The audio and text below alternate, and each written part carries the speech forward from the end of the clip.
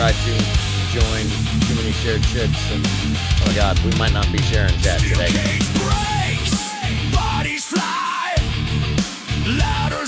There goes. Got it. The crowd's war cry.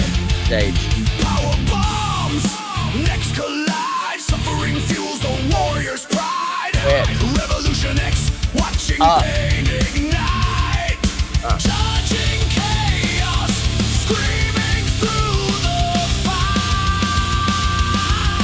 Stage is up. Blood on the mat. Chaos reigns. We review the carnage, the glory, the pain. Every slam, every roar. Revolution X craves more.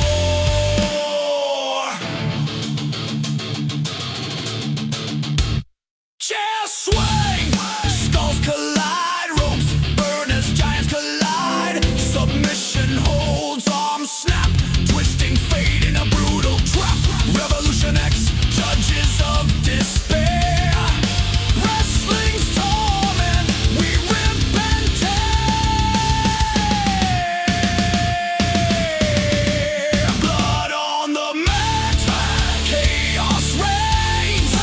We review the carnage, the glory, the pain. Every slam, every roar. Revolution X craves more.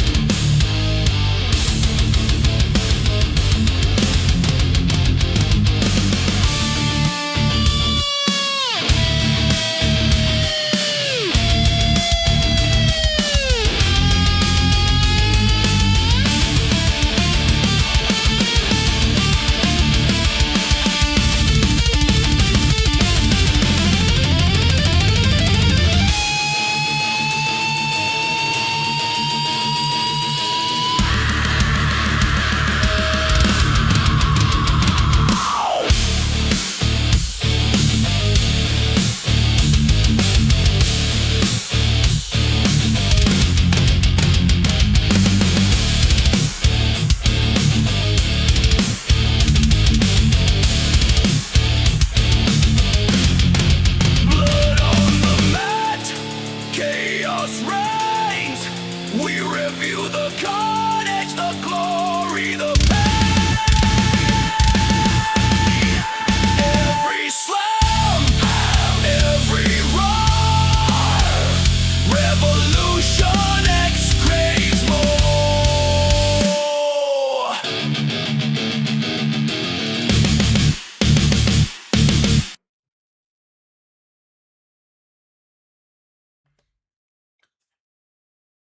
What is up, everybody? Welcome into the Doobie Den. It is Friday night, so you know what that means. It's another edition of the Rev X Wrestling Review. I'm Buddha Fire. That's MJ Hat. We are Revolution X, and man, we had a good show this week, and we had a not so good show this week. Yeah, can you guess which one was which? It honestly, I'm not surprised at all. You guys probably aren't surprised either. It happens every week this way. Raw is normally better than SmackDown. I just hands down. I have to say that this week we kind of kicked it off with a bang, right? Mhm. Like the first thing we saw, and we all knew what we were going to see. And I did, just so you guys know, I did turn off the sound alerts. Taco, I'm looking at you, guy. No Pedro's today. We started off with Obafemi on Raw. He was making his way to the ring. He thanks the crown, or he thanks the crowd and says that a ruler's welcome, but now he needs a king's welcome, and introduces himself as the 2026 King of the Ring winner, Obafemi, which gets a huge pop. It's oh yay, you know, Oba, all the things, Oba says now he has to make a choice, and then Brock Lesnar's music hits. If you didn't see that coming, you are not been watching this stuff long enough. Living under a rock. Because I feel, hey Warzone, what's up, buddy? I feel like it's pretty calling the manager for my Pedro refund. Oba demands it. I'll get you a Pedro refund. Don't you worry. But no, Honestly, in all reality, Warzone, don't you start that crap tonight. You know there's a 5-minute timer. I've put a 5-minute timer on it now. It's I thank you for that, sir. But just for you, mm, get that beautiful, beautiful, sweet tea in me. Cheers. Yeah, right. Brock congratulates Oba, says he doesn't watch the product, and everybody knows it, but he knows he's been talking about him behind his back, calling him names, and says, you know what they say, talk shit, get hit, and then he kicks Oba in the nuts. The Nigerian king Yeah. falls to his knees. In all reality, that was great. Brock then hits an F5, leaves, and Oba gets the mic and calls Lesnar a bitch. Oba challenges Brock for SummerSlam, and Brock accepts under one condition: Hell in a Cell. Buddha, what are your thoughts on the opening segment? Dark Tree, thank you for the 65. I think that was a good way to open. It was a really good way to bring Brock back in and not make him look weak. And the fact that he done his own segment without Paul Heyman was probably the best part of it. The fact that he challenged, I like it. The fact that he added the stipulation of Hell in a Cell at SummerSlam, that's going to be exciting to see. Two big behemoths inside Hell in a Cell. Oh, we're in for a good one. Agreed. I honestly think that it's going to be quite fun. So, this was a good segment for me as well. I really enjoyed Lesnar's mic work, which because it's rare that Lesnar does any, and when he does do it, he normally sounds like a pipsqueak. But this will stand true. This was a good one. Yeah, this was. I was very impressed with this. In the back, Adam Pearce is with Paul Heyman. Heyman is selling the blockbuster match that we just heard, and Austin Theory walks up and tells Heyman, "I didn't know you were here." And he asked, "Why haven't you been answering my calls?" And Heyman said, "Oh, you didn't know I was here. Well, now you do." And he walks away. Just brilliant. I think that's definitely a crack in the vision, or at least what's left of it. Let's see here. Pierce then asks Theory, "What was that about?" and says, "Excuse me," and catches Oba. Pierce wants to make sure that he has it straight, and Oba tells him the championship will always be there. This needs to happen. Oba tells Pierce to make it official and then walks away. Buddha, let me ask you a question. Does this feel like Oba's giving up his title shot to go and fight Brock Lesnar? No, because he says during this that championships are going to be there. I don't think they said, like, honestly and truthfully, if they were going to do something like that to where they say stripped him of King of the Ring, should have went to the runner-up. As we've seen tonight, that didn't happen so well. So no, I still think that we've got a good shot of seeing Oba and Roman hopefully sooner than later. Okay. I agree. I think Oba will get his shot. Honestly, there was a contingency tonight in our watch party, and if you're not part of it, !Discord in the chat and join the Doobie Den, where we do these watch parties every Friday night of SmackDown and every PLE. Yeah, go do your thing. You guys are more than welcome to attend that. We hop in a Discord VC, and I broadcast it to the audience, and we all sit and discuss. So that's the thing. Honestly, I feel like that Oba's going to get his shot. People in the VC tonight were saying they thought it was going to be tonight. I was amongst those folks. I thought he'd pop up on SmackDown. He did not. Yeah. Thank you, Taco. Appreciate that. Yeah, there, you figured it out. You figured out the code. Oh boy, am I going to have to turn those off soon? No, probably not. But no, in all seriousness, it's a good segment for Oba. It's going to be a great fight. I think everybody wants Femi Lesnar 3, so why not? Match number 1 tonight, though, was Ethan Page taking on Rey Mysterio. Rey throws his shirt at Page to start here, and Page rubs it all over himself and his junk. It's really weird, and then throws it into the crowd. Ray starts out fast, but Page eventually gets the upper hand. Mysterio is on the turnbuckle, and Page counters him and hits a side slam on the turnbuckle that looked quite nasty.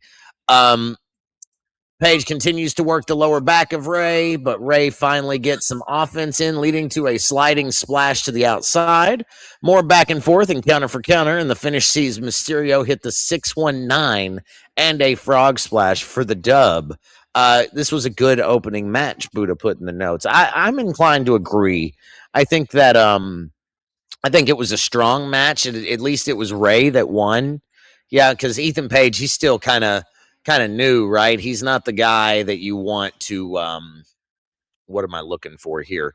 You don't really want that guy being your anything right now. Give him time to flourish, get down the road a little bit, maybe an intercontinental fight or two, and we'll see.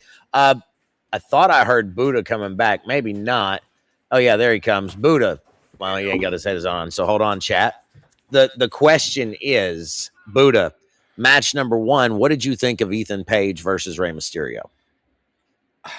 You want me to be honest with you? Yeah.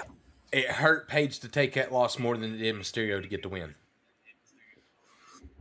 Fair. Okay. Mysterio, I love Mysterio. I love Rey Mysterio. Always been a fan of his.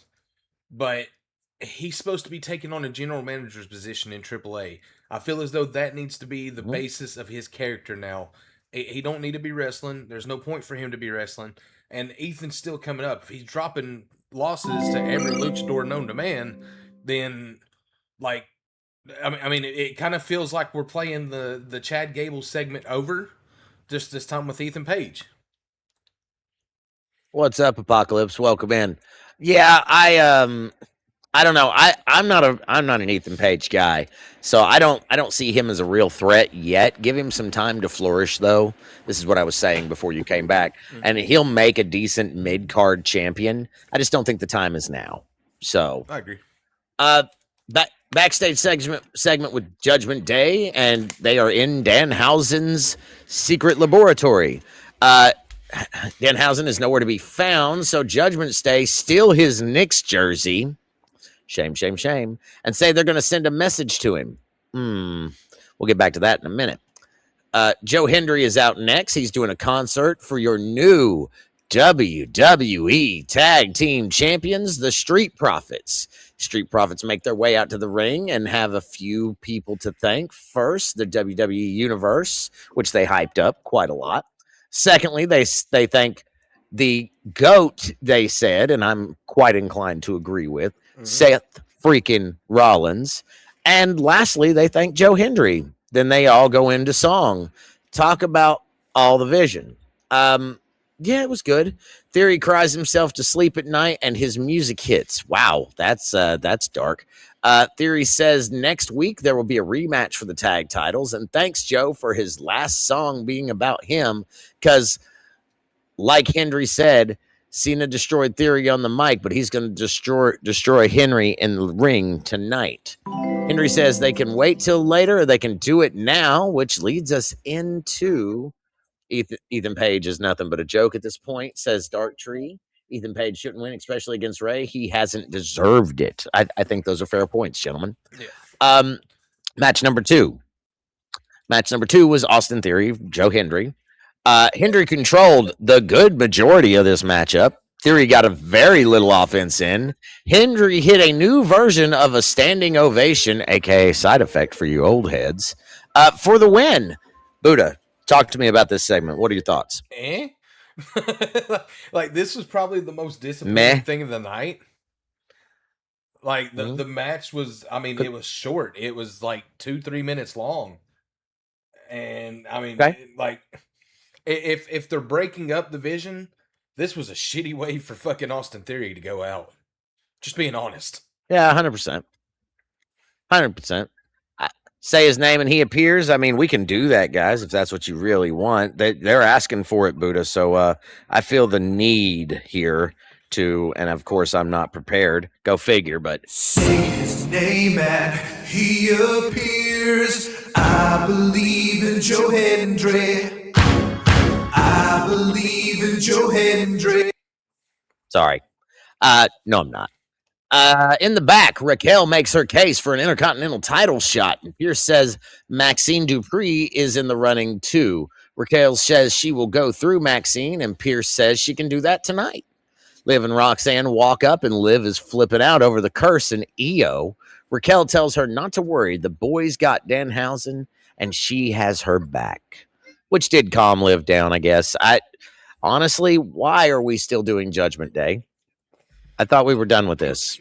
I thought we were on a breakup spree here. I really thought that's what we were going to get, but unfortunately, they just keep it going. Although, like, you can see there's still some dissension there.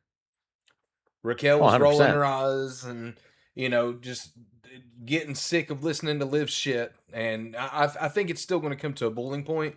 We just, unfortunately, have to wait a little longer. Madrox says, Darktree says... And Darktree said, boring. Yeah, I agree. Both of you. Vision is probably done. Like, as bad as I hate to, well, actually, no, I really don't have to say this. It's a good thing for Braun Breaker. Breaker was doing great on his own as a singles competitor. He doesn't need a mouthpiece. He don't need extra hands. Like, he can handle business on his own. So I really feel as though if they're deciding to destroy the Vision, this is probably the best time to do it. Well, and I agree with that, Buddha, but this whole Vision storyline has been swerve after swerve after swerve after swerve. Well, like it's never been right. It's never been consistent is the point, and it's because of the injuries. So, like Bronson I don't know. Reed, I'm not against it. Bronson Reed's gonna come back and be like, "Where the fuck did my group go?" What group? Exactly. What group? Exactly. Eos, wait. Darktree says Baby Steiner needs to grow up and stand on his own, and he will. He does a fine job of that. The Vision is really holding him back, Darktree. I'm in agreement with Buddha. Io Sky makes her way to the ring. She says she is the queen, and she beat Liv Morgan, and she will do it again at SummerSlam, and will be the women's world champion. What's up, Scott? Liv's music hits, and she asks Io if she is proud of herself for winning an unfair match because she has been cursed. She says she doesn't respect Io and that Io has now pissed her off. She runs down Finn Balor, Stephanie Vaquer, and Rhea Ripley. Promises Io she is going to destroy her at SummerSlam. Tells Io until then she is in a lot of trouble. And Raquel and Roxanne show up on the opposite side of the ring, right? So now they've boxed her in. Io makes quick work of them, and Liv tries to hit Oblivion, but eats a German for her trouble. Io then goes for over the moonsault, which we knew wasn't going to work because, 3-on-1 advantage. And Raquel and Roxanne stop that from happening. 3-on-1 attack ends with Io getting hit by an Oblivion. And Morgan locks in a single leg crab and torques back as far as she can. Liv poses with the title to end the segment. Any thoughts? Not really. Nothing? Like, I mean, 3-on-1 attack, it's going to go. This whole thing with Liv using the single Boston leg crab, that's kind of interesting. And it just made her look even more like a heel, honestly. Right. Scott, I just got... Darktree says, Go ahead. Yeah. Darktree says, I just do not like how they are working Liv. She deserves better and needs to get away from JD McDonough. Let me ask you something, Darktree. Judgment Day there. When? Yeah, he does. Let me ask you something, though, Darktree. When is the last time Liv Morgan defended her title? Go ahead, I'll wait. I can tell you, actually, in the number of days she's had it. I'm listening. 72 days, no title defenses. Ooh. I seen that on a post earlier. Oh. Like you beat me to it, but I was going to bring that up tonight myself. Mm-hmm. Don't get me wrong, Liv is a wonderful champion, but I think she needs to fight. Yes. Like, you can't be a champion and not defend it. It just doesn't work that way. Agreed. We get a recap of the Jimmy Uso versus LA Knight segment from last week with Solo's involvement. Then they show the segment from SmackDown with Solo and Knight, which leads us into match number 3 of the night. It was LA Knight taking on Big Jim. This was actually a very solid match with a lot of back and forth between these two men. Knight takes a cheap shot at Jay on the outside, which ultimately costs him as Jay comes back from more. Wow. Jay comes back from okay, well, that's where I'm screwing up. That's got me all screwed up. Jay comes back for more distracting Knight and allowing Jimmy to roll up LA for the 3 count. After the match, Jay goes after Knight, and Solo comes out from underneath the ring and hits a Samoan spike on Jimmy again, which distracts Jay and allows LA to BFT for Jay to end the segment. However, the win this week goes to Jimmy Uso.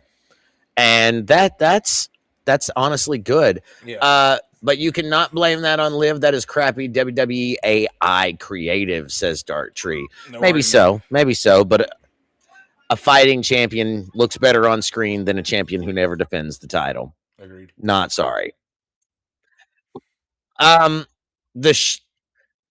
They show the segment between Nick Aldis and Gunther from Night of Champions. Because of this, they have both been sent home. Nick Aldis is on administrative leave until further notice, which means Adam Pearce is now running both shows. Keep that in your head for later. Backstage, the Usos are pissed, and as Jacob, and so is Jacob, where he had been. He tells them he doesn't take orders from them, but he takes them from the OTC, and they need to go to SmackDown and handle Solo Sikoa.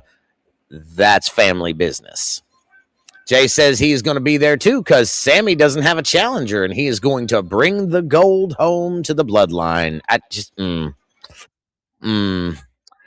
We then get a crazed Lyra Valkyria promo, and that's the only way I know how to describe this, is crazed. Says she doesn't understand why people don't get what she's done. She's not happy it happens, but she isn't biting her tongue either. She was the first ever Intercontinental Women's Champion. She mentions that a couple of times, and says she never wanted to hurt Bayley, but it felt so good. Lyra heel turn complete. Yeah, I have no words there. She looked demented. I'll say that. Backstage segment with Maxine and Chad. Maxine's walking by and sees Chad warming up in the hallway. Maxine tells Chad she meant what she said, but she may have worded it wrong. So this was Maxine trying to be nice to Chad Gable. Chad says he deserved that, and she has nothing to apologize for, and he wishes her luck on her match. Leading us into match number 4, which was the singles match, the number 1 contendership for the Intercontinental Championship. It was Raquel Rodriguez taking on Maxine Dupree. Sorry, I can't do it. I can't do the thing. This was a filler match. Didn't last long. Tahana Bomb for the win. No surprise. Raquel Rodriguez. Woo. Any thoughts before I continue? I was going to say something. Oh, on the Lyra Valkyria thing. There's word that Tatum Paxley is coming up from NXT.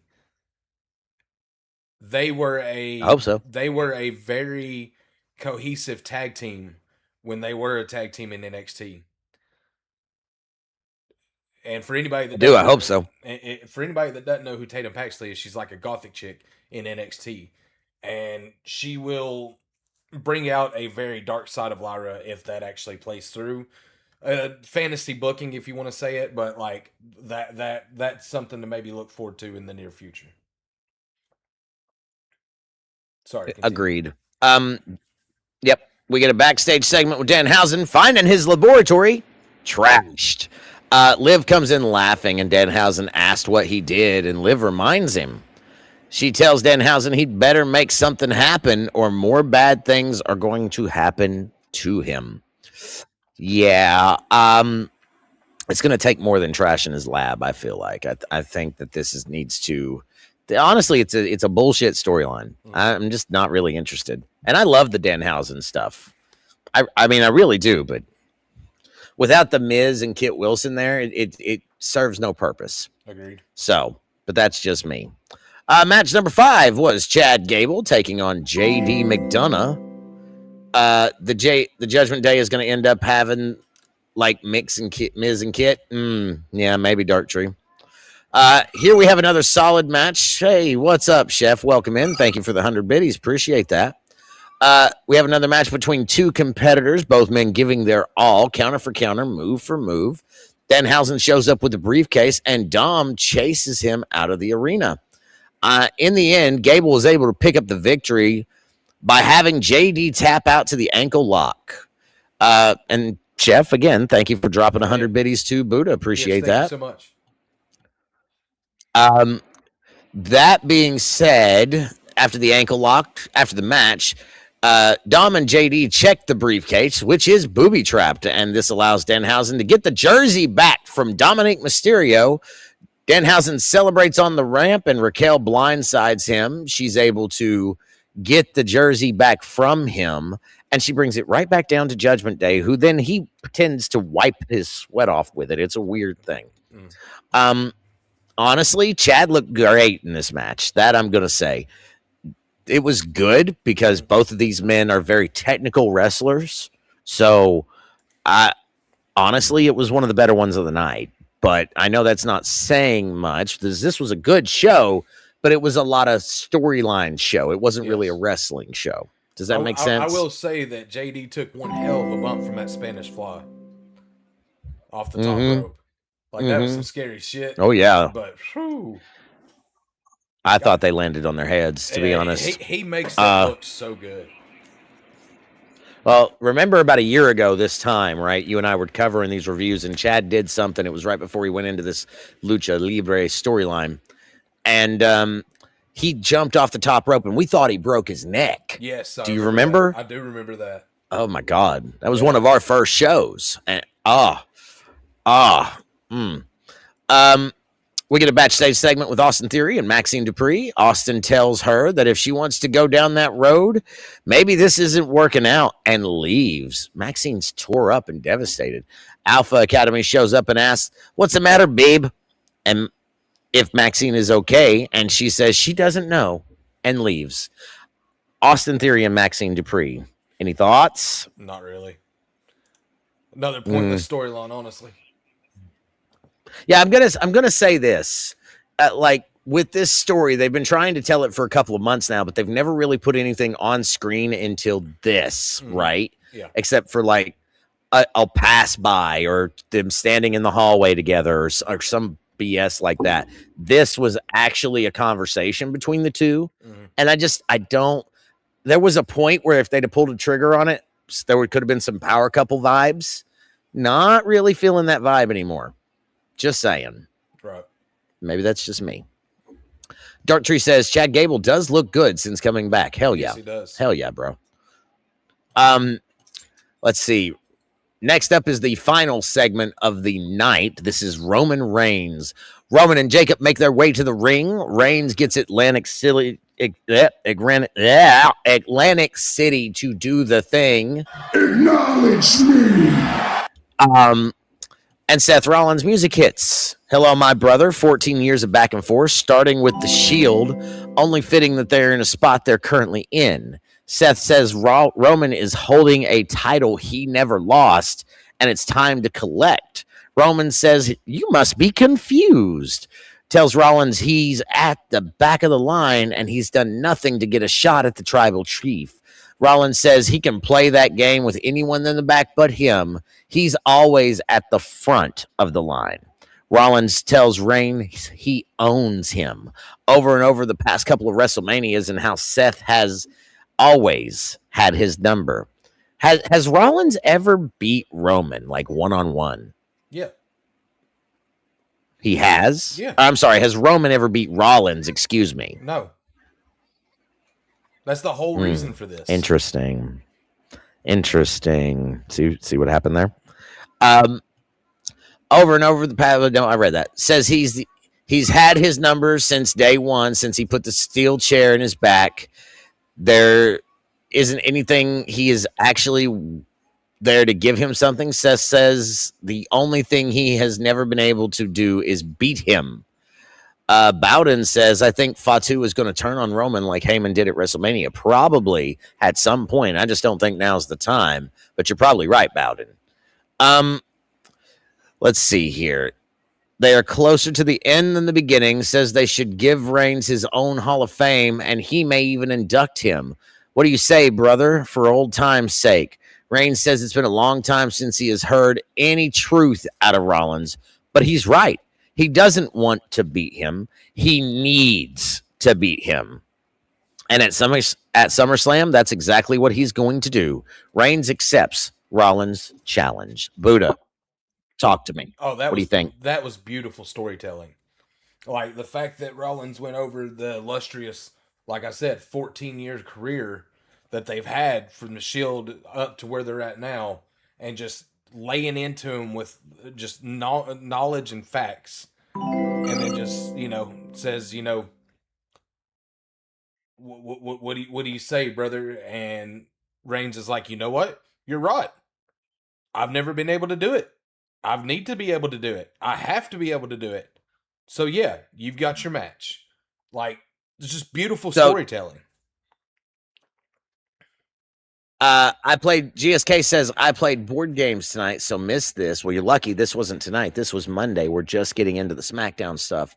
But anyone at all looking forward to Rollins versus Reigns part 93838382882? Well, I'm going to be honest. I am, because I feel like Reigns will actually beat Rollins this time. Yes. Since he never has.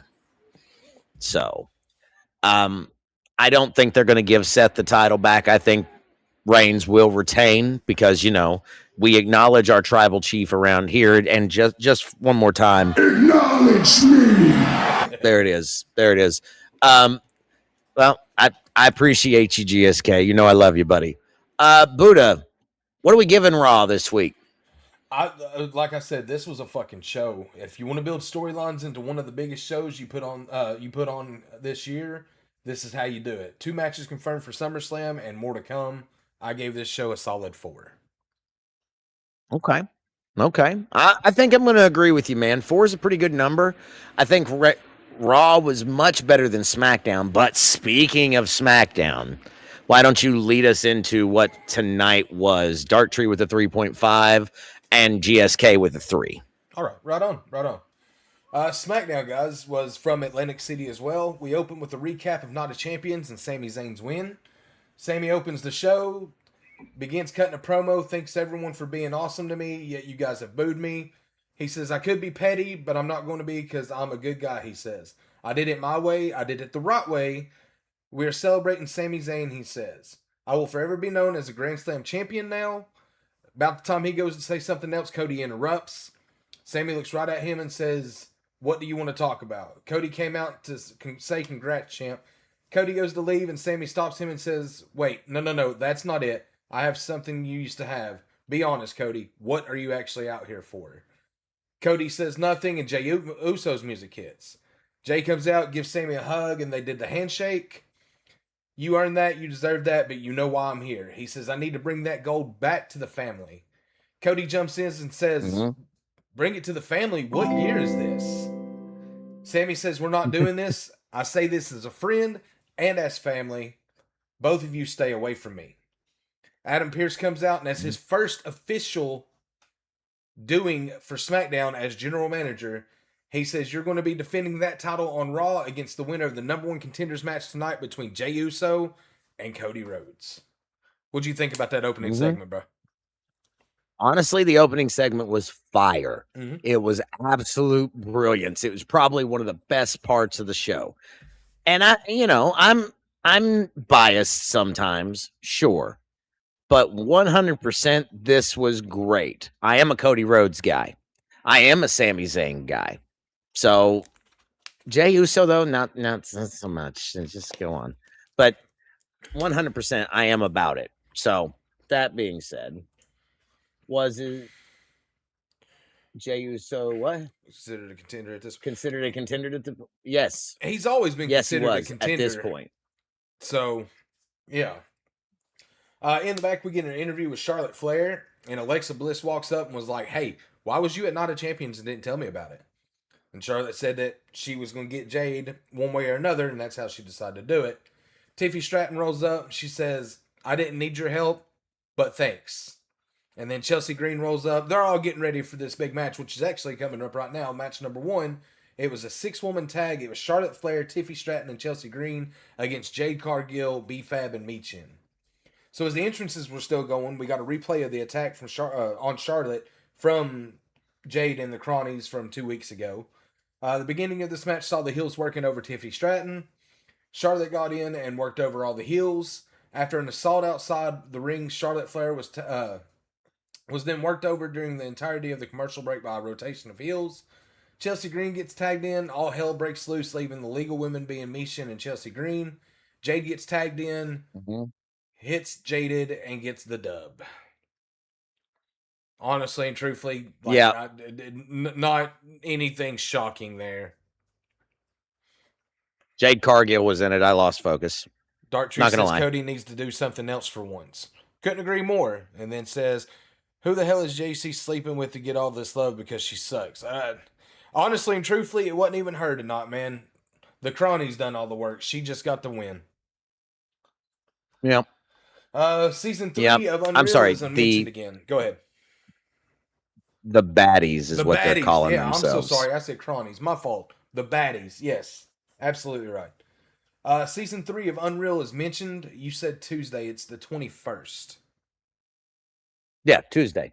The 21st. Okay, Tuesday the 21st. Right on. Okay, cool. That's my bad. We then get to see a recap of what happened between Nick Aldis and Gunther at Night of Champions. We cut to Adam Pearce in the back with Sami Zayn. Sami says he doesn't want to go to Raw. Sami walks up to Johnny and flaunts his title, gets Candice LeRae to take a picture of him. This leads us into match number 2 of the evening. It was for the AAA Cruiserweight Championship. It was Rey Fenix versus, thank you for just putting Vikingo on here because I hate trying to actually say his full name. Yeah. So this El Dijo. Yeah, like I can't do it. Aspie says she skipped JC's fight. That's fair. Don't blame you. So this match was okay. A lot of high flying shits. Very back and forth. AAA champion versus AAA champion. When we come back from commercial, we get Rey Fenix being Rey Fenix off the top. LOL. Vikingo got one hell of a Unicron off the top. Phoenix picks up the win, though, via Mexican Muscle Buster. This was a quick match, but it was a very good match. Agreed. Vikingo can go. Like, he's... God almighty. He's an absolute blast to watch. Yeah. Like, they tone him down in WWE. Like, if they would let him do some of the wild shit he does, like, I don't know, a second rope 630. Oh, like, oh, God. He can do some shit. Vikingo versus Kenny Omega is still my favorite thing ever. My point exactly. If you let Vikingo do his thing, he can put on some banger matches, no problem. Amen, brother. Let's see. We get a replay for the match where Blake Monroe attacks Julia. We get an interview in the back with Julia. Kiana James rolls up and interrupts. Blake Monroe attacks Julia first, and then Kiana's like, see who's in control, and Blake's like, no, I'll attack you too. So we got one match, 4 or 5 weeks worth of vignettes, and now we're getting a backstage attack from Blake Monroe so far. So yeah, I hope they do something. Honestly, I do too. I really feel like they need to do something with her. They've built her up so high. Mm-hmm. When they put people on pedestals like they're doing, there's often the chance for failure. And I don't really want to see that happening because there's a good persona here. There's a great mic worker. Mm-hmm. So I really think that she could cut a decent promo. She could do some decent moves. She could be a tremendous star moving forward. It's all about how they book her in the next few weeks. GSK says Blake was amazing in the Toni Storm feud. No, she's a star. She is a star. If she's booked correctly. That's the thing. Like, that's what we're saying. WWE That's exactly what we're saying. Has bookers and promoters and producers and stuff like that for a reason. The thing that is killing AEW right now is you got one person trying to do it all, and that's Tony Khan. So, like, he understands wrestling to a point, but not like everybody wants it to be. So, GSK, I'm gonna say this. I don't think they're deep enough into this character that they have failed her yet. I agree. Let's see how they book her out the gate. This is just her beginning. I'm curious to see where we go from here. We get a recap of Monday Night Raw and the stare down between Reigns and Rollins. Big Jim and Big Jim and Jacob backstage. Royce Key rolls up and asks if they're on a mission. Apparently they're looking for Solo, which was the whole reason they were coming to SmackDown anyway. I don't think they ever found him. I don't think they did.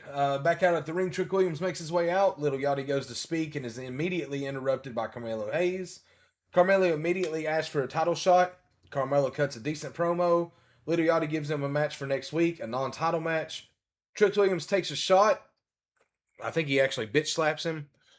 This pisses off Carmelo. Yep. Carmelo hits a flip to the outside, basically gives Trick a receipt for his troubles. Lil Yachty goes to hit him with the kendo stick, and Carmelo dares him to get in the ring, which I'm sorry. I'd love to see somebody just super kick the piss out of him. Oh, I agree. Lil Yachty needs to get hit. Yeah, just saying. I don't think he's not doing anything for he's not doing anything for Trick's character. Like, honestly. Caldon says, yeah, I agree. TK has some issues, but as an alternative product that is more about in-ring, they do amazing stuff. But the stuff they do for storyline, Tony Storm, Hangman, MJF, his biggest failures are Jericho and Mox. I do agree with that. And, you know, 100%. I think that if he had more riders and wasn't trying to do everything himself, I feel as though he'd be doing a lot better off. We'd have more of maybe of a battle for ratings, or, you know, something like that again. But until he gets off the high horse and allows other people to come in and help him out doing that, I don't see it really changing much. Me neither. We get a Danhausen segment with Zack Ryder or Matt Cardona. I think Miz and Kit Wilson change bodies. Okay. My ear's itching. Sorry. Yep. Yeah, you're good. We get into match number 3 of the night, which was Brie Bella versus Lainey Reed. This is Brie's first singles match in 10 years. This was surprisingly good in the opening. It was quick, though. After a few back and forth and a little bit of shenanigans, Lainey Reed picks up the victory with a quick 1, 2, 3. She actually made Brie eat a good knee and then got the 1, 2, 3. Yeah, I think, and I know I said I wasn't going to talk about it, but I am going to talk about it. I think she might have gotten hurt there the way this match ended. Mm-hmm. The retirement home is calling Darktree. You're right. Brie Bella, at this point, she probably should not be in singles competition. She probably should not be your tag team champion. But here we are. They pulled the nostalgia card, and now they're stuck with it. So that's probably going to change at this coming Saturday night's main event, where they're going to face Fallon Henley and Lainey Reed. I didn't put that in the notes, but that is something that got made for SNME. I'm sorry, but fingers crossed, I hope Fatal Influence takes it this time. Me too. I'm so ready to get rid of Nikki Bella. Paige can stay. I'm sorry, not Nikki. Brie. Brie needs to go. Yeah. Let's get into the stupidest segment of the evening. We go to the back where there's a hot dog eating contest that Truth wins. We get the AAA Tag Champs rolling into the ring. I don't even know if that's PG. No, that was like Child. If Child was a rating. I couldn't help it. Don't get mad at me. No, not at all. We get a segment of Cody walking towards the ring, and he's interrupted by Finn Balor, who Cody says, sorry, I hadn't got around to you. Welcome to SmackDown. And Finn says, one of the biggest reasons I came here was to fight you, but for a title. So he tells him, go start that step again so we can actually do this. MFT's then attacked Balor. Go ahead. That was an epic line from Finn Balor, and all I can say is, whoops. Damn. So, yeah. We get the 100%. MFT's then attack Balor, and Tama Tonga tells Finn he's deleting everything from his past, including him. Mm-hmm. So let's get into the main event of the evening. It was the number one contendership match for the title shot Monday against Sami Zayn. It was Cody Rhodes against Jey Uso. The beginning of this match was pretty par for course. Cody goes for the crossroads early. When we cut back from commercials, Cody is the leading man hit. The Cody Cutter goes for the crossroads and receives the Samoan drop. The fight goes outside, jumping off barricades. They do get back in the ring and go clothesline for clothesline. And now we're on even footing. When we get back from the second commercial break, both men are on the top rope. Cody gets knocked off with a headbutt, receives a splash for a 1-2-0. We go back and forth some more. Jay tries to lock in a sleeper. Cody gets out of it, hits crossroads for the 1-2-3. Jey Uso is not going to fight for the championship on Raw on Monday. Wonder what that's going to look like to the OTC. So I do want to point out something here. The amount of commercial breaks tonight in between matches, like during actual fighting segments, was horrendous. Horrendous. We had 2 blocks during the main event alone, and the main event was only the last 15 minutes of the show. Yeah. Like, that is insane. I realize we shrunk SmackDown down to 2 hours, but that doesn't mean we need more commercial breaks in those 2 hours. Agreed. We need less. Less. So, Buddha, Yep. what are you giving SmackDown? I'm going to go just a little bit higher than you did. You said 2.5. I'm going to say a 3. I did say 2.5. I was not having it. Dark Tree's with me on 2.5. Cool. Smash, Chat, I want to know what you guys also have to think. It's going to take a minute to work that back out, to go back to 2 hours and work out how they want to keep everything. So, honestly and truthfully, wasn't bad. Wasn't great, but wasn't bad. Raw was definitely the winner this week. So much better storytelling. I'm sorry, I thought the matches on Monday were a lot better than the matches on SmackDown. So it's definitely no. I think that's legit. I think that's legit. Chat, the stage is open. If anybody wants to come up to the stage and have a conversation, you're more than welcome to. I've pinned the stage in both chats to the top. So now's your opportunity. If you have a question or you want to just come on the air and voice your opinion, you're always welcome to do that. That being said, I see that we've got Dark Tree. Let me go ahead and invite him up. Dark, tell me, what are your thoughts this week? Give me 1 second. Oh, this week has been interesting for some sides of it, and other sides it's just the same old boring shit. Yep. I mean, for agreed. God's sakes, didn't Cody finish his story 3 years ago? 2024. Yes. I mean, can the guy do something other than a title run? Or is that all he's capable of doing? I think he can. I think he's just put in position to where right now he is this age's John Cena. Yeah. He is the guy that is the guy that is the guy. So, yeah. So he's going to be shoved down our throats like John Cena was. That was exactly what I was going to say, though. What was your favorite match of the week, Dark Tree? Favorite match overall for the week? Don't really have one. Because to be honest with you, all I watched was highlights this week. Right. So I didn't really watch any full matches. But my favorite segment overall would have to be Carmelo and Trick Williams. Yeah. I mean, just the fact that Carmelo blasted him. And I can't wait to see little Yachty just get the shit smacked out of him. That makes all of us in this conversation right now.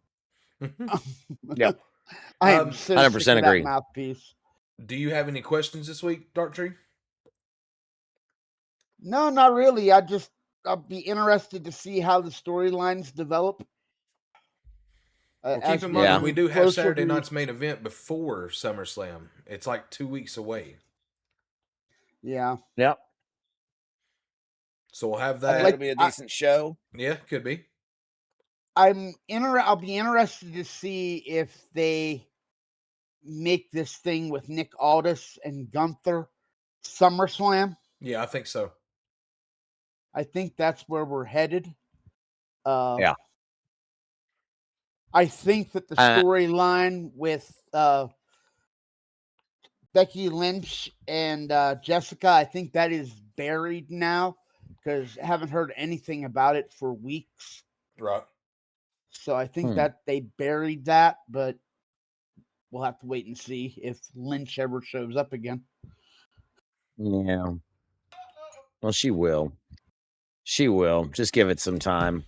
You're right. It might be buried. Although they could put it off till Mania, too. That is one of their unfortunate traits that they like to do. So, but they have a lot of card to fill still yet for SummerSlam. Oh, yeah. And 4 weeks to get there. Oh, yeah. So we got plenty of time to build. Who knows, as our Austrian friend says. Who knows? Overall, I was okay. I was happy with it. And as long as other people are in that same boat and we kind of have some sort of understanding, then I'm not opposed. So, all right. Well, if we got nothing else yeah, come I out think in chat, you got any questions? Please ask.